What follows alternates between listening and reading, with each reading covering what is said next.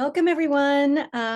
Today on the Global Healing Circle Network, we are going to be talking about self-love, what self-love is, what it's about, what it's not, and what else goes along with it. It's not the only thing.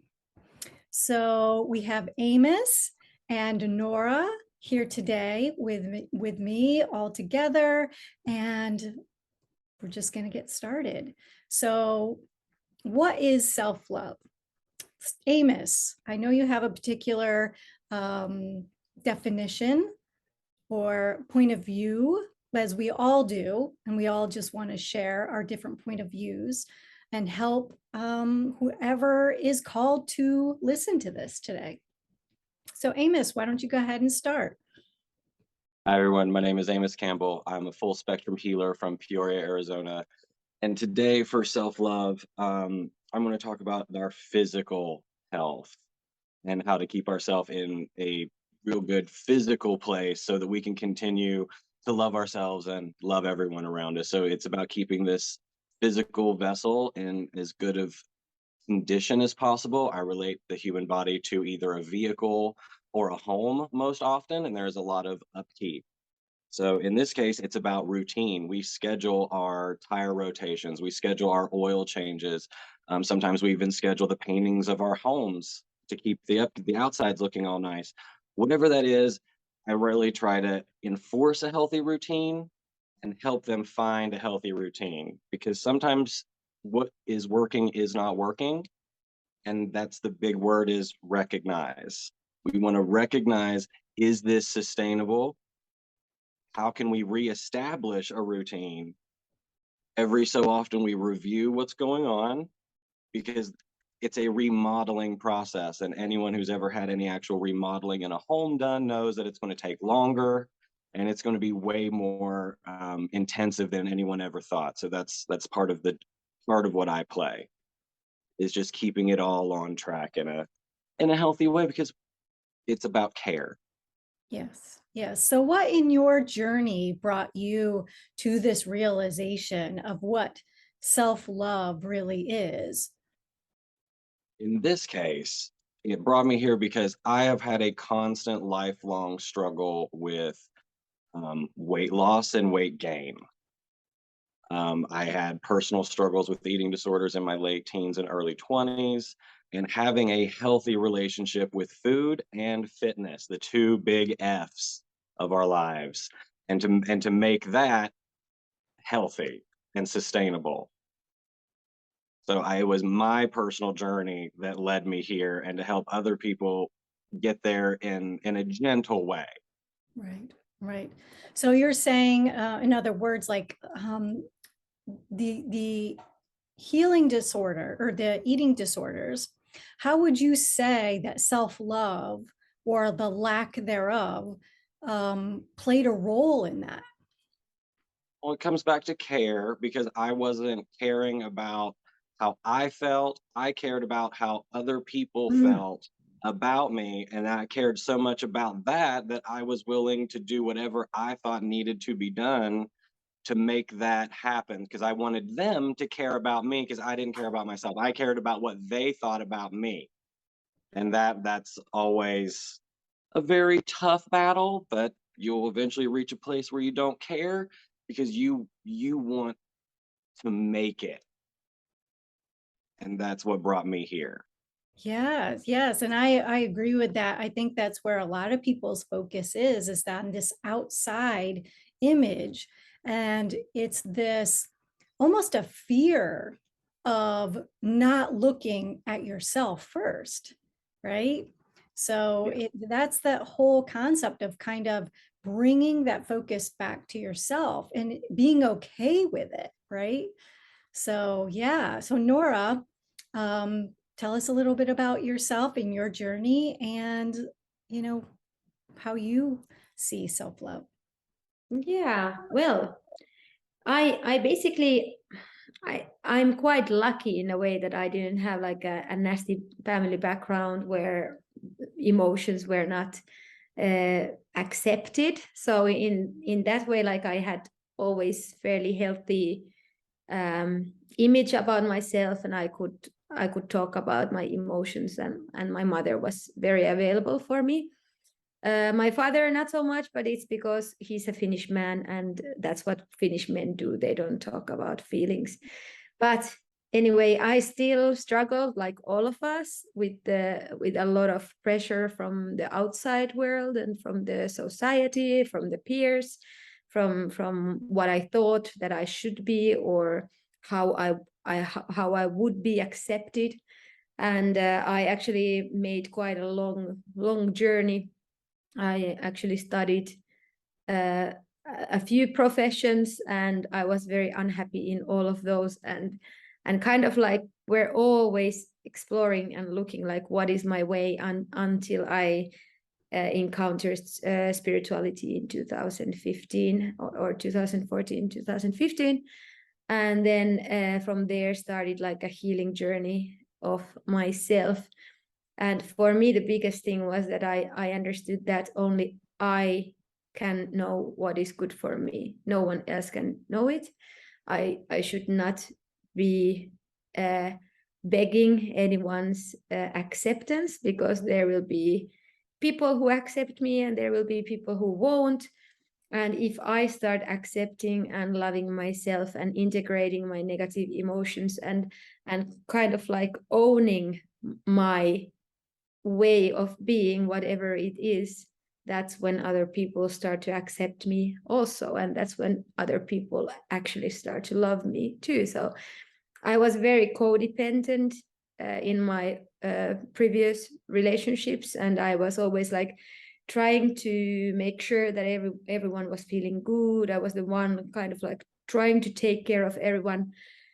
And then the biggest moment of liberation was that when I realized that I don't really need to.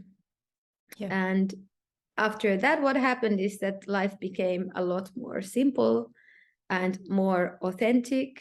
And actually the people who still are remaining, they actually love me more than ever before. And those people who had to go, they had to go because they were not in the same resonance anymore with me. So that's basically what I see about self-love, like finding who you truly are, becoming authentic, becoming the way you are. And I think that the physical comes also when the other package is together. Like I have never had a lot of like weight struggle or anything, but I think that I'm in a better health than I have been ever before, because my body, mind, spirit complex is kind of more in harmony. Yeah. Yeah. Well, when How about you, Christina? Yeah, so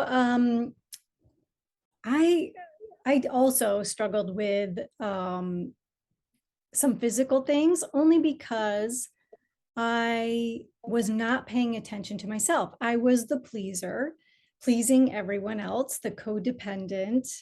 And I grew up in a household where my father, an Italian man, was very, and still is, and I don't like to use the term workaholic, but that's what he is. And so, and I'm the oldest of 5 kids. So my mom, didn't have a whole lot of time for me. And I helped also raise, my younger brothers and sisters, because my father was working all the time. So I became this, person that wanted to please everybody else, because that's where I saw my value.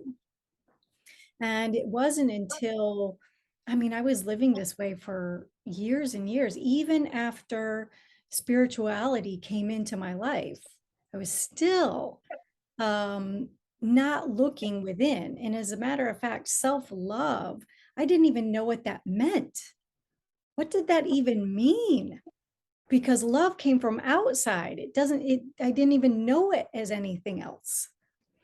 So finding, really understanding what self-love was, and finally clicking and going, oh my gosh. And I have to say, it was probably just,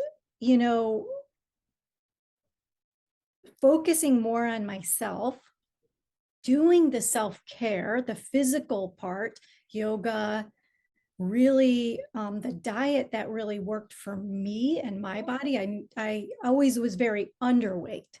So whenever I had stress, I would stop eating. And my last situation where I was 83 pounds because I just stopped eating under so much stress. And so for me, it was like, wow, who am I?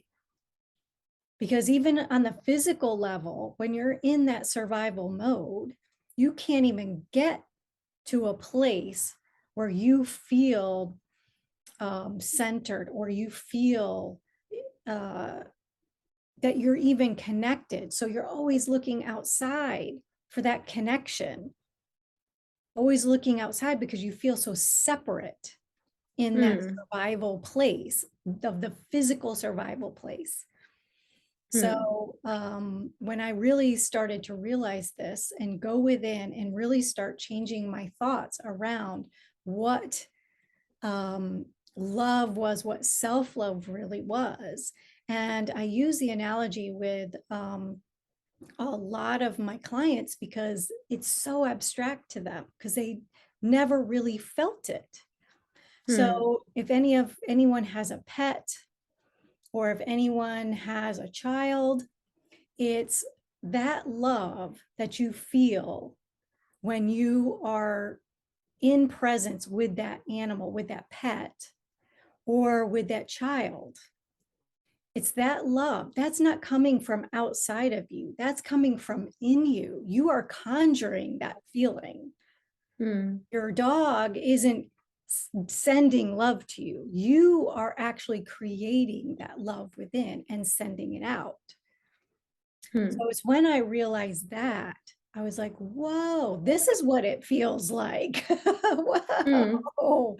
So I can create this in any situation.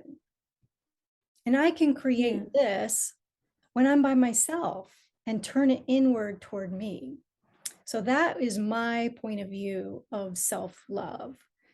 But I don't think it's the only thing. And I don't know if you all agree with me on this. It's also our self-concept, our concept of self. It has to go along with this love for ourselves. Yes, we can have the feeling of love. We can do the self-care to provide that feeling of love.